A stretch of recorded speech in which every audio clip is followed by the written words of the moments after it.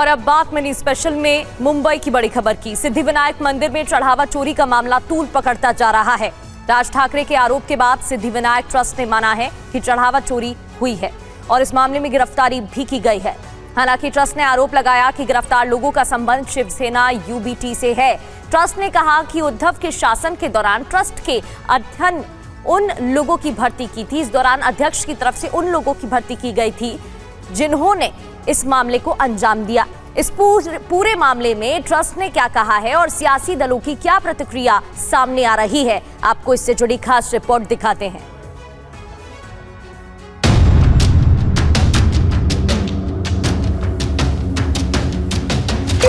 ये बहुत बड़ा एक गैंग है बोल सकते हैं हम लोग। कर्मचारी है लेकिन गैंग है। वो लोग तीसरा माला या हर जगह पे जो दान पेटी होती थी उठा के थर्ड फ्लोर पे लेके जाते थे, वहाँ से पैसा निकालते थे। और वो हमने जो सीसीटीवी है, सीसीटीवी में जो वो पहले के जो कर्मचारी थे उनको हटा दिया और नए कर्मचारी रखे। उन्होंने सीसीटीवी में उनको पकड़ा दिया और वो हमने पुलिस स्टेशन में कंप्लेंट किया। तुरंत एफआईआर दाखिल हुआ और उनके ऊपर एक्शन हुआ। सुना आपने, ये है सिद्धिविनायक मंदिर ट्रस्ट के अध्यक्ष सदा सरवणकर। जब राम मंदिर की तरह ही सिद्धिविनायक मंदिर में भी चढ़ावा चोरी के मामले ने तूल पकड़ा तो ये मीडिया के सामने आए। इन्होंने एक कैमरे के सामने माना कि मंदिर में चढ़ावे की चोरी हुई, जिसमें मंदिर के कुछ कर्मचारी ही शामिल थे। लेकिन इस बयान के अगले हिस्से में इन्होंने जो कहा वो भी सुना। नहीं, उसमें से जो 2-4 लोग हैं उनको विशाखा राउत ने नौकरी पे रखा था। वो उबाटा के शाखा में जाते। ये दावा कर रहे हैं कि सिद्धिविनायक मंदिर में चढ़ावा चोरी करने वाले लोगों का सीधा संबंध शिवसेना पार्टी के उद्धव ठाकरे गुट से था। ये लोग वीआईपी दर्शन कराने के नाम पर भक्तों से पैसे लेते थे। हमने देखा कि जो कर्मचारी है, कुछ कर्मचारी पैसा लेके भक्तों को दर्शन देते हैं, कुछ टैक्सी वाले पैसा लेके भक्तों को दर्शन देते हैं, कुछ स्टॉल वाले फूल वाले पैसा लेके दर्शन देते हैं। ये रैकेट पहले से चालू था। अभी ये बात हमारे नज़र में आई, हमने ये बंद किया। हमने उसमें से 46 कर्मचारियों को हमने निलंबित किया। सिद्धिविनायक ट्रस्ट ने कहा कि पहले मासिक दान 40 से 50 लाख रुपए के बीच था, लेकिन अब ये बढ़कर 90 लाख रुपए से अधिक हो गया है। इसलिए दान अंतर को लेकर ऑडिट कराया जाना चाहिए ताकि पूरी स्थिति स्पष्ट हो सके। लेकिन इसमें खबर इतनी भर नहीं है। सिद्धिविनायक मंदिर में दान चोरी को लेकर सबसे पहले एमएनएस प्रमुख राज ठाकरे ने मोर्चा खोला। राज ठाकरे ने पर्दाफाश किया कि मंदिर में हर साल करीब 18 करोड़ रुपए की चढ़ावा चोरी होती है। हे सगळं म्हणजे 18 कोटी रुपये दर वर्षाचे सिद्धिविनायक मंदिरामधून चोरी होती है। आपण भाबडेपणाने भाविकपणे आपण तिकडे जातोय, दानपेटीमध्ये आपण टाकतोय, हे असल्या चोऱ्या होत आहेत। राज ठाकरे के आरोप पर महाराष्ट्र सरकार के कैबिनेट मंत्री छगन भुजबल ने जांच की बात कही है। चढ़ावा जो लोग चढ़ाते हैं भगवान को, सिद्धिविनायक को, उस चढ़ावे में कुछ गलत हुआ है या कुछ मतलब जो चंदा जमा होता है तो शायद उनके पास कोई मालूमात होगी। वो अगर सरकार को, शासन को दे देंगे तो उसकी इंक्वायरी होगी। कांग्रेस ने कहा है कि सिद्धिविनायक में चढ़ावा चोरी का मामला गंभीर है, इसकी जांच होनी चाहिए। सरकार जांच में विलंब किस लिए कर रही है? सरकार जांच में इसलिए तो विलंब नहीं कर रही कि इस मुद्दे को गरमाया जाए और अयोध्या के मुद्दे को ठंडा किया जाए, तो और एक भारतीय जनता पार्टी का एक ये पाप होगा, उससे हम सबको बचना चाहिए। जाहिर है सिद्धिविनायक में चढ़ावा चोरी पर सियासत चरम पर है। बीजेपी का कहना है ये चोरी पूर्व सरकार के समय की है। खुद उस समय उप मुख्यमंत्री एकनाथ जी शिंदे ने भी कहा था कि आदेश बांदेकर जब सिद्धिविनायक ट्रस्ट के अध्यक्ष थे तब कई मामले में आर्थिक अफरा तफरी का सामना हुआ था। इस मामले में खुद मुख्यमंत्री देवेंद्र जी फडणवीस संज्ञान लेंगे। जो भी दोषी होगा उनके ऊपर कार्रवाई की जाएगी, किसी को बख्शा नहीं जाएगा। हालांकि सिद्धिविनायक मंदिर में चढ़ावा चोरी की खबर के बाद से यहां आ रहे भक्तों में गुस्सा है। उनका कहना है कि अभियुक्तों पर कड़ी कार्रवाई होनी चाहिए। वो गलत ही है ने, चोरी नहीं करना चाहिए ने। लोग पैसा किस लिए दे रहे हैं? गरीबों के लिए दे रहे हैं, अच्छे काम के लिए दे रहे हैं। ये जो चोरी कर रहा है उसको पुलिस के हवाले कर देना चाहिए। ऐसा नहीं होना चाहिए और इसकी जांच होनी चाहिए पूरी तरीके से। हम दान करते हैं क्योंकि गरीबों को वो उसका फल मिले। अगर ऐसे चोरी होगी तो उसका क्या होगा? गरीबों के लिए ही हम दान करते हैं ना। बिल्कुल गलत है और इसकी कड़ी की कड़ी कार्यवाही करनी चाहिए और इसके अंदर जो लोग आए हैं उसको बहुत सख्त सजा होनी चाहिए। दरअसल सिद्धिविनायक चढ़ावा चोरी मामले में अब तक एसीबी के एक्शन के बाद 46 कर्मचारियों को निलंबित किया गया है, 9 लोगों को गिरफ्तार किया गया है, जबकि ट्रस्ट ने इस पूरे मामले की सीआईडी से जांच की मांग की है। ऐसे में जब सियासत चरम पर है, सरकार जांच का भरोसा दे रही है, तो देखना ये होगा कि इस जांच की आंच कहां तक पहुंचती है। मुंबई से जयप्रकाश सिंह के साथ bureau report, TV9 Bharatvarsh.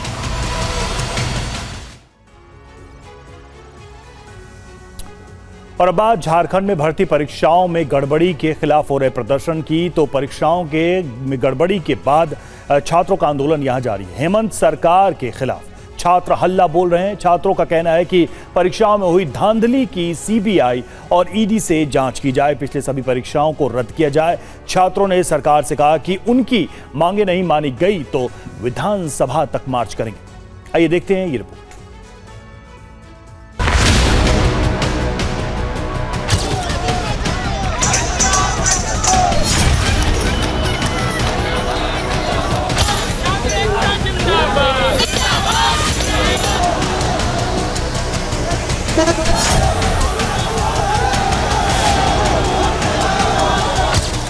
Hemant Soren सरकार के खिलाफ हल्ला बोल। परीक्षा में धांधली के खिलाफ छात्रों का प्रदर्शन। 11 दिनों से जारी है छात्रों का प्रदर्शन।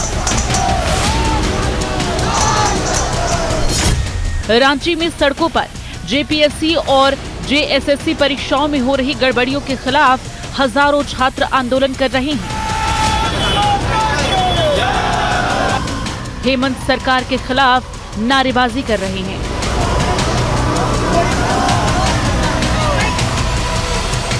मशाल जुलूस निकाल रहे हैं। ये छात्र झारखंड लोक सेवा आयोग की 14वीं पीटी का रिजल्ट जारी होने के बाद से सड़कों पर हैं।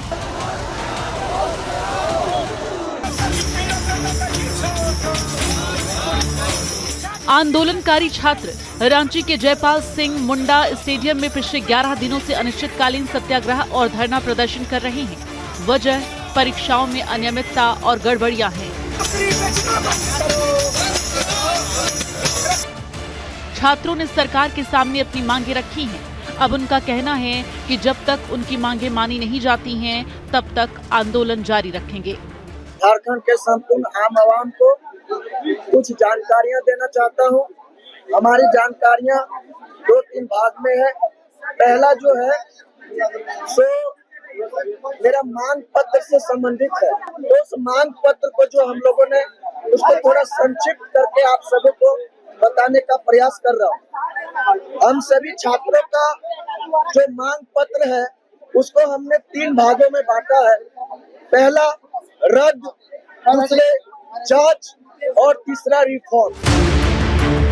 छात्रों ने सरकार से कहा है कि 14वीं जेपीएससी प्रारंभिक परीक्षा की जांच सही तरीके से हो, परीक्षा में हुई अनियमितताओं की सीबीआई और ईडी से जांच कराई जाए, सभी विवादित परीक्षाओं को भी रद्द किया जाए, भर्ती प्रक्रिया में पारदर्शिता तय हो, दोषी अधिकारियों और दलालों पर कार्रवाई हो। अब इन छात्रों ने 10 अगस्त को विधानसभा घेराव करने का ऐलान किया है। छात्रों ने लोगों से इस आंदोलन में शामिल होने की अपील की है। विधानसभा घेराव है, आपके माध्यम से हम संपूर्ण छात्रों को ये आह्वान करते हैं कि आप झारखंड के किसी भी कोने में हो, 10 तारीख जयपाल सिंह मुंडा स्टेडियम जरूर आइए। प्रतियोगी परीक्षाओं में अनियमितताओं के मुद्दे पर बीजेपी भी हेमंत सरकार को घेरने में जुटी हुई है। बीजेपी ने कहा है कि मुख्यमंत्री हेमंत सोरेन को नैतिकता के आधार पर इस्तीफा देना चाहिए। उनके 6.5 साल के कार्यकाल में जितनी भी प्रतियोगी परीक्षाएं हुई हैं, उसकी सीबीआई जांच हो। 6.5 वर्षों में हेमंत सरकार के कार्यकाल में हुए सारे एग्जामिनेशंस के सीबीआई जांच की अनुशंसा राज्य सरकार करे। दूसरा, शिक्षा मंत्री झारखंड के यानी माननीय मुख्यमंत्री हेमंत सोरेन इस्तीफा दें।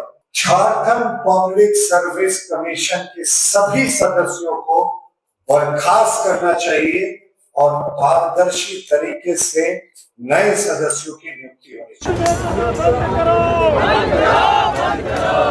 परीक्षा में धांधली को लेकर सरकार ने भी कार्रवाई की है। इस मामले में कई लोगों की गिरफ्तारी हो चुकी है। धांधली सामने आने के बाद जेपीएससी चेयरमैन इस्तीफा दे चुके हैं। सीआईडी मामले की जांच कर रही है, लेकिन छात्रों को सीआईडी जांच पर भरोसा नहीं है। अब देखना होगा हेमंत सरकार छात्रों की मांगे कब तक मानती है। Bureau report, TV9 Bharat. और मनी स्पेशल में आगे बढ़ते हुए अब बात जम्मू कश्मीर की करते हैं। जम्मू कश्मीर में मॉनसून की मार से जनता करा रही है। कई जगहों पर बादल फटने की घटना सामने आई है।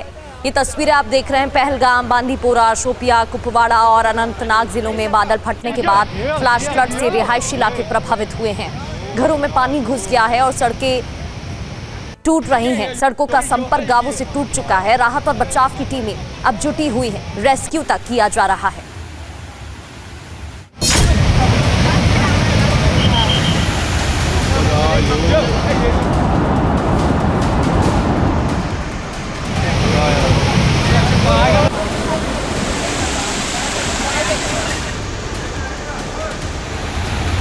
जम्मू कश्मीर में बादल फाड़ बर्बादी। पहलगाम में बादल फटने से तबाही। पहाड़ से अचानक पानी आने से दहशत। कुपवाड़ा में कुदरत ने बरपाया कहर। बांदीपोरा में बादल फटने से हाहाकार। कुदरत के कहर की ये तस्वीर अनंतनाग जिले के पहलगाम की है। जिसने भी इस तस्वीर को देखा वो कांप गया। पानी का रौद्र रूप देखकर बटकूट इलाके में रह रहे लोगों की सांसें फूलने लगी। यहाँ आए पर्यटकों में अफरा तफरी मच गई। बादल फटने की घटना के बाद कई नालों का अचानक जलस्तर बढ़ गया। कई फीट तक पानी बहने लगा। पानी के साथ साथ आसपास के इलाके में मलबों का ढेर लग गया। पानी की तेज बहाव के कारण लंगनई ब्रिज के पास रास्ता भी ब्लॉक हो गया। पानी की रफ्तार से पुल को काफी नुकसान पहुंचा। फिलहाल यहां राहत और बचाव कार्य जारी है। एसडीआरएफ की टीम को लंगनई पुल के पास तैनात कर दिया गया है। पानी की रफ्तार को देखते हुए लोग भी संभल कर चल रहे हैं। बांदीपोरा में बादल फटने की घटना सामने आई है। ये भयावह तस्वीर को देखकर अंदाजा लगा सकते हैं कि यहाँ कितनी तबाही हुई होगी। चांदीबदी पहाड़ी इलाके में अचानक बादल फटने की घटना के बाद से लोगों की नींद उड़ी हुई है। पहाड़ों से पानी के साथ साथ कीचड़ आने से सड़कों पर मलबा भर गया है। बड़े बड़े पत्थर भी आ गए हैं, जिससे आवाजाही पर असर पड़ा है। अधिकारियों ने स्थानीय लोगों और यात्रियों को सलाह दी है कि जब तक सड़क साफ न हो जाए तब तक इस रास्ते से न गुजरें। जहां बादल फटने की घटना घटी वहां बकरवाल समुदाय के लोग रहते हैं। अचानक आई बाढ़ से कई घरों को नुकसान पहुंचा है। चरागाहों और स्थानीय बुनियादी ढांचों को भी नुकसान हुआ है। पानी के तेज बहाव में कई जानवर बह गए या मारे गए। उत्तर कश्मीर के कुपवाड़ा में उस समय अफरा तफरी मच गई जब पहाड़ों से तेजी से पानी गांव में घुसने लगा। लोलाब घाटी में रह रहे लोग खौफ में आ गए। पानी के तेज बहाव को देखकर लोग सहम गए। गांव में बाढ़ जैसे हालात पैदा हो गए। रिहायशी इलाके में रह रहे लोगों के घरों में पानी घुस गया। फसलें तबाह हो गई। खबर मिलते ही प्रशासन की टीम पहुंची।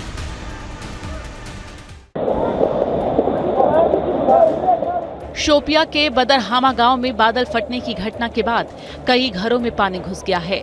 लोग अपने घरों में घुसे पानी और कीचड़ को साफ करने में जुटे हुए हैं। प्रशासन की टीम भी मौके पर पहुंची हुई है। मलबे को हटाने का काम जारी है।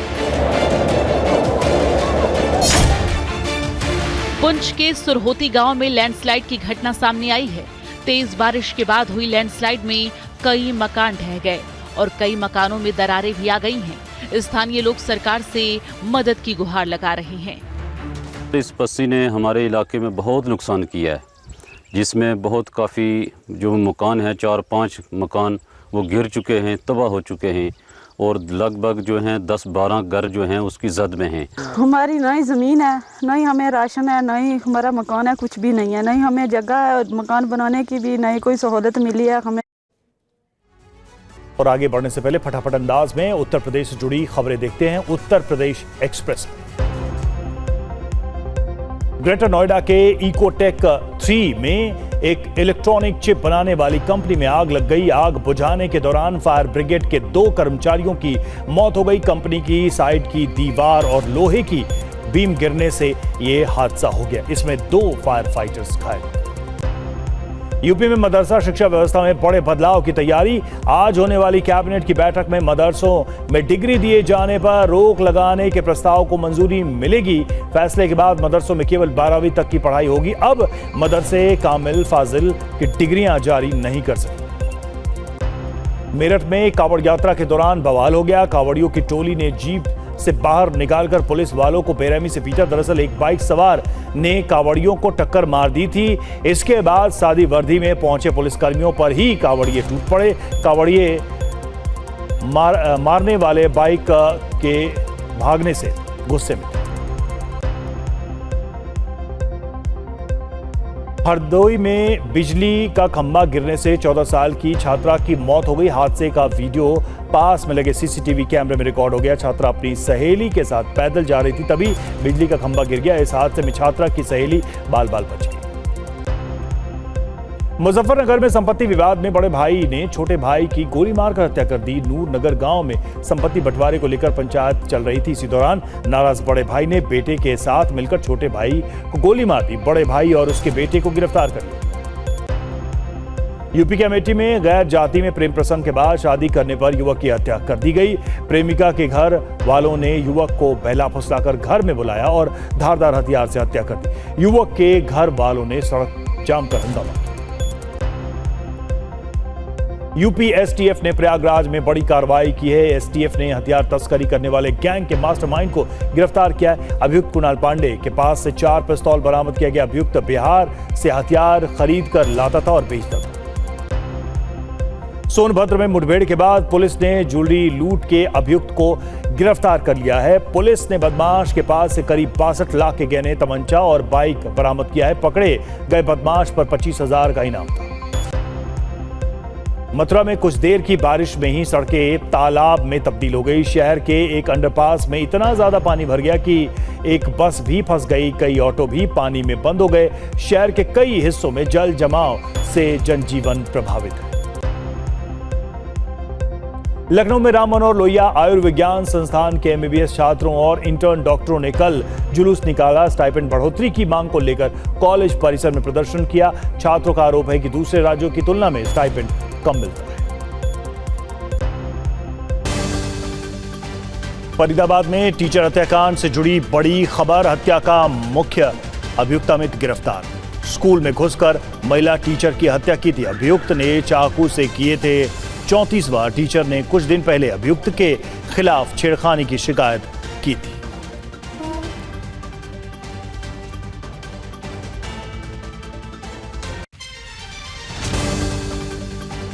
फरीदाबाद में टीचर हत्याकांड से जुड़ी बड़ी खबर। हत्या का मुख्य अभियुक्त अमित गिरफ्तार।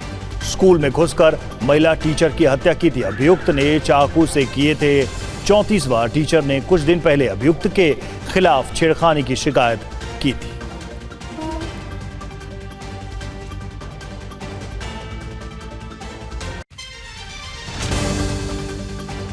फरीदाबाद में टीचर हत्याकांड से जुड़ी बड़ी खबर। हत्या का मुख्य अभियुक्त अमित गिरफ्तार। स्कूल में घुसकर महिला टीचर की हत्या की थी। अभियुक्त ने चाकू से किए थे 34वां। टीचर ने कुछ दिन पहले अभियुक्त के खिलाफ छेड़खानी की शिकायत की थी।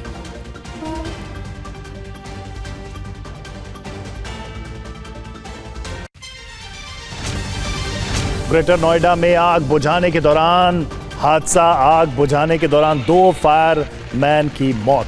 आग बुझाते वक्त दीवार गिरने से हुई मौत। इकोटेक 3 में चिप बनाने वाली फैक्ट्री में लगी थी आग।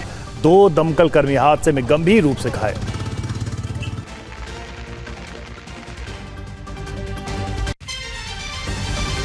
ग्रेटर नोएडा में आग बुझाने के दौरान हादसा, आग बुझाने के दौरान 2 फायरमैन की मौत। आग बुझाते वक्त दीवार गिरने से हुई मौत। इकोटेक 3 में चिप बनाने वाली फैक्ट्री में लगी थी आग। 2 दमकल कर्मी हादसे में गंभीर रूप से घायल।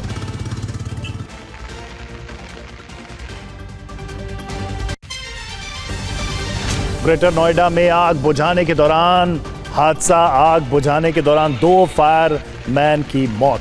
आग बुझाते वक्त दीवार गिरने से हुई मौत। इकोटेक 3 में चिप बनाने वाली फैक्ट्री में लगी थी आग। 2 दमकल कर्मी हादसे में गंभीर रूप से घायल।